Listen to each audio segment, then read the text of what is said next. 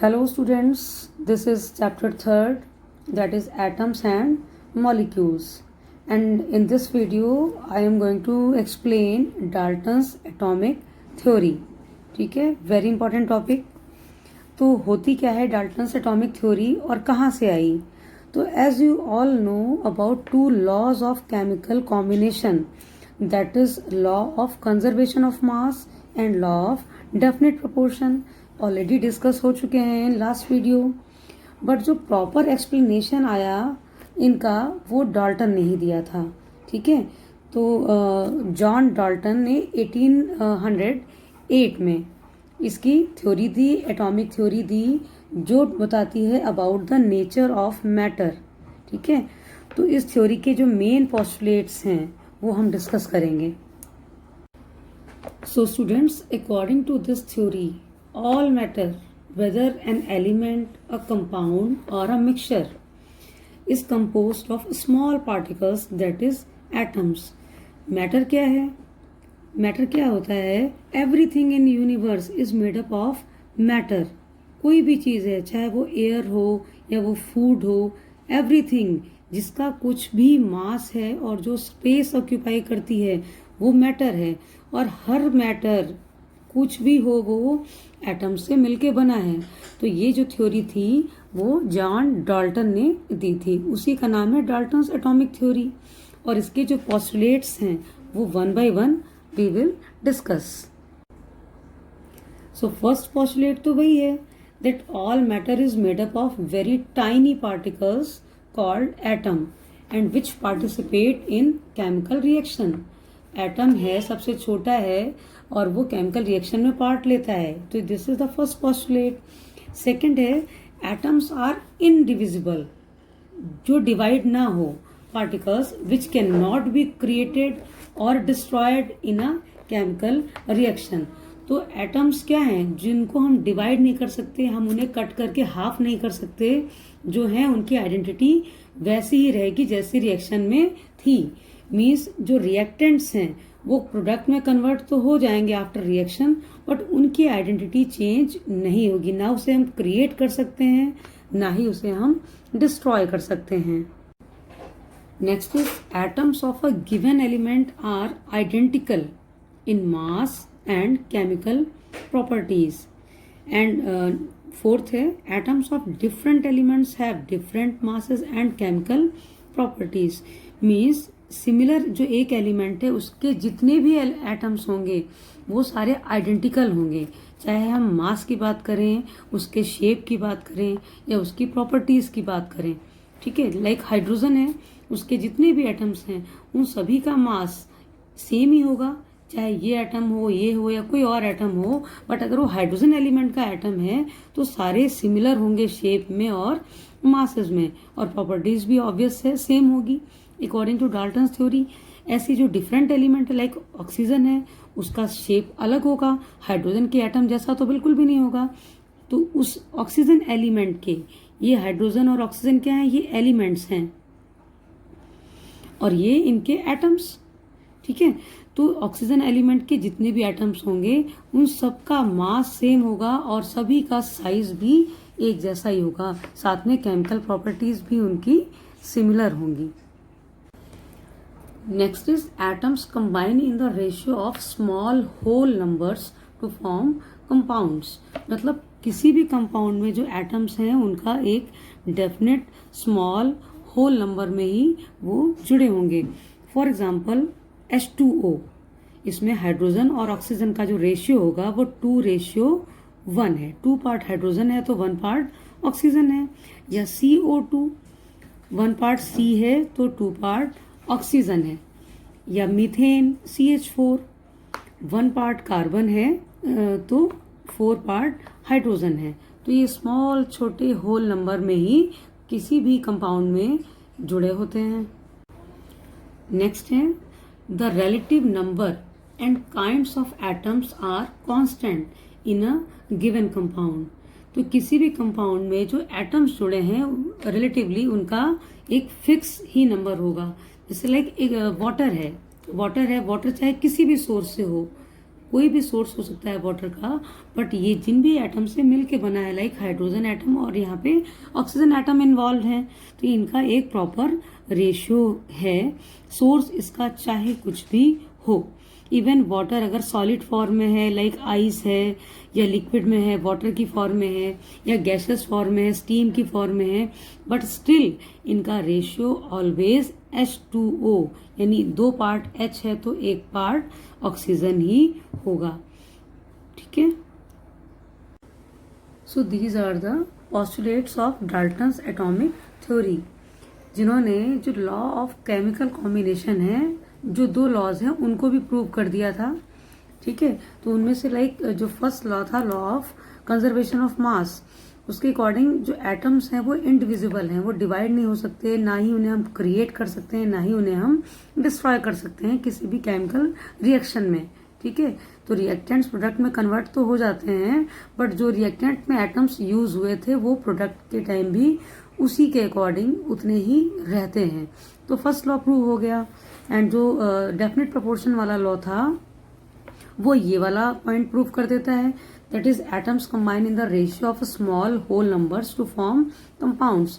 Like water है, उसमें 2 part hydrogen है और 1 पार्ट ऑक्सीजन है, तो बाय मास जो इनका रेशियो होगा वो हमेशा फिक्स या डेफिनेट होगा। जैसे आप पहले भी मैंने बताया था, हाइड्रोजन का मास 1 है एक एटम का, तो 2 का मास हो जाएगा 2, और ऑक्सीजन के एक एटम का मास होता है 16। ठीक है, 2:16 बाई मास, या फिर इसको और सिंप्लीफाई करके हम 1:8 दे देते हैं। ठीक है, ऐसे CO2 में कार्बन का मास होता है एक एटम का 12, और ऑक्सीजन के एक एटम का मास 16, तो 2 एटम का 32। और इसको अगर आप सिंप्लीफाई करोगे, 4 से डिवाइड कर दोगे, तो 3:8, 3:8 ये आ गया इसका मास। मतलब ये जो मासेस हैं ये एक डेफिनेट प्रोपोर्शन में ही किसी भी कंपाउंड में यूज हुए हैं, तो दोनों लॉज इसके प्रूव हो जाते हैं। बट ये जो थ्योरी है इसमें बहुत सारे ड्रॉबैक्स थे, बहुत सारी कमियां थी, जो बाद में धीरे धीरे इम्प्रूव हो गया। जब आप नेक्स्ट चैप्टर करेंगे तो उसमें पता लगेगा कि इसमें क्या क्या कमियां थी, क्या क्या ड्रॉबैक्स थे जिन्हें दूर कर दिया गया।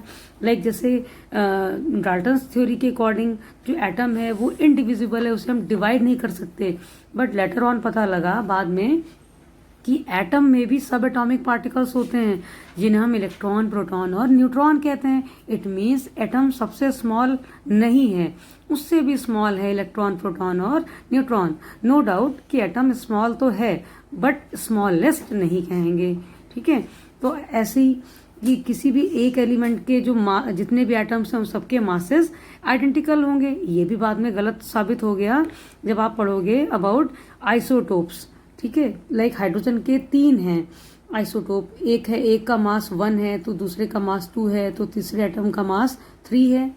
ठीक है, ऐसी atoms of different elements have different masses and chemical properties.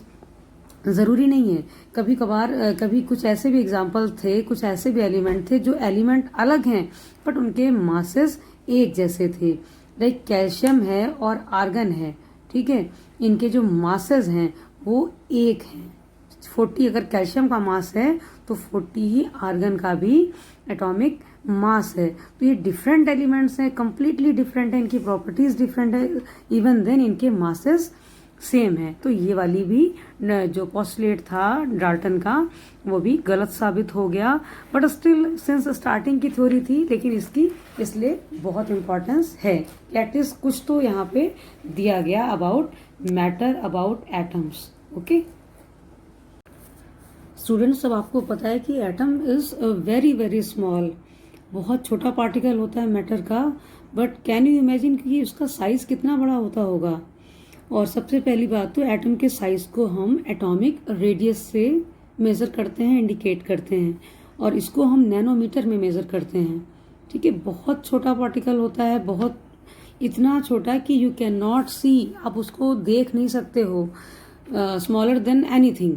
ठीक है, तो अगर हम बात करते हैं साइज की, तो इसका जो साइज होगा इसको like 1 nanometre is equal to 10⁻⁹ metre, या आप you can say 1 metre is equal to 10⁹ nanometre. Means 1 metre में कितने नैनोमीटर होंगे, 10⁹ का मतलब हो गया 9 zeros, 7 8 9 इतने जीरो होंगे तब वो 1 मीटर के बराबर होगा, नैनोमीटर के बराबर होगा। ठीक है, तो अगर एग्जाम्पल की बात करें, हाइड्रोजन के एक एटम की रेडियस 10⁻10 मीटर, और ग्रेन ऑफ सैंड खुद ही इतना छोटा, उसका एक पार्टिकल छोटा सा जो उसकी रेडियस होगी वो 10⁻4 मीटर होगी। मीन्स यू कैन से कि बहुत छोटा साइज होता है एटम का। स्टूडेंट्स, इसका साइज इतना छोटा होता है कि इसको हम नेकेड आई से नहीं देख सकते हैं एटम को, ना ही हम इसको माइक्रोस्कोप से देख सकते हैं। बट स्टिल जो मॉडर्न टेक्नोलॉजी आई है उसमें एक सोफिस्टिकेटेड सा जो माइक्रोस्कोप है जिसको हम स्कैनिंग टनलिंग माइक्रोस्कोप बोलते हैं, उससे हम बहुत ब्लर फॉर्म में, बिल्कुल क्लियर पिक्चर तो नहीं आता बट ब्लर फॉर्म में हम देख सकते हैं। ठीक है, स्कैनिंग टनलिंग माइक्रोस्कोप, तो ये नई टेक्निक है, इससे हम एटम को देख सकते हैं। नेक्स्ट है सिंबल ऑफ एलिमेंट्स। तो सिंबल क्या होते हैं? सिंबल शॉर्ट मेथड होता है किसी भी एलिमेंट को रिप्रेजेंट करने के लिए, क्योंकि जो एलिमेंट के नेम होते हैं वो उनकी स्पेलिंग तो काफी बड़ी है बट सिंबलाइज कर देते हैं, कभी फिगर की फॉर्म में और कभी सिंबल की फॉर्म में। तो इसके लिए डाल्टन ने जो स्टार्टिंग में सिंबल किसी भी एलिमेंट को सिंबलाइज किया था वो फिगर की फॉर्म में था, जो बहुत पॉपुलर नहीं था और इनकन्वीनियंट भी था। लाइक जैसा हाइड्रोजन है, सर्किल है, एक डॉट है बीच में, वो हाइड्रोजन, देन फॉस्फोरस, फिर कार्बन ऐसे था, सल्फर को ऐसे रिप्रेजेंट किया, बट वो उतना ठीक नहीं था। तो इसके लिए फिर बर्जीलियस ने कुछ नया दिया कि एलिमेंट को हम कैसे सिंबलाइज करें। बेसिकली उनको जैसे इंग्लिश में अल्फाबेटिकल तरीके से लिखते हैं वैसे ही, या तो स्पेलिंग के फर्स्ट अल्फाबेट को लेते हैं या कभी कभी 2 अल्फाबेट्स को भी ले लेते हैं। तो लाइक हाइड्रोजन है, तो हाइड्रोजन का जो अभी चल रहा है, जो मॉडर्न में सब हम देखते हैं, यूज करते हैं, वो है H, फॉस्फोरस का P, कार्बन का C, सल्फर का S। ये ज्यादा इजी है। और जैसे लाइक कुछ ऐसे भी एलिमेंट्स हैं जिनको हमने लैटिन से लिया है, लाइक कॉपर है, कॉपर को लैटिन वर्ड से लिया है, तो कॉपर का जो सिंबल है वो है Cu। ठीक है, क्यूप्रस। और देन जैसे एल्यूमिनियम है, एल्यूमिनियम का सिंबल क्या है? Al। वन मोर थिंग, जो भी जिसमें 2 अल्फाबेट्स हैं उसमें फर्स्ट वाला हमेशा कैपिटल लेटर में होगा और जो सेकंड होगा वो स्मॉल लेटर में होगा। लाइक बेरिलियम है, Be, बी कैपिटल है तो E स्मॉल है। ठीक है, क्लोरीन, C कैपिटल है तो L स्मॉल है, तो फर्स्ट हमेशा कैपिटल होगा और सेकंड होगा small. This are the symbol of elements.